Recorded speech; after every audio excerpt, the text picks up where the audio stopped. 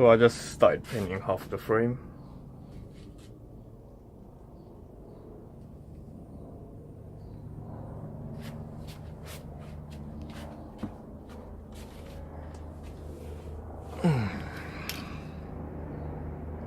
Direct to rust metal paint, smooth.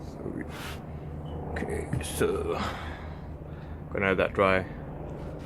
Then I'll come back and do the other side. And the rest of this, I'm gonna take the wheel off. Give that a good clean because it's got mad grease everywhere. Sandblast that wheel. Most likely powder coat it. We'll see how I get on. So I've taken the rear wheeler. Give it a good scrub and clean. It's mad filthy everywhere. So I've already sprayed this bit before. Bit of overspray there, but whatever. Go and give this a good clean and come back to you shortly.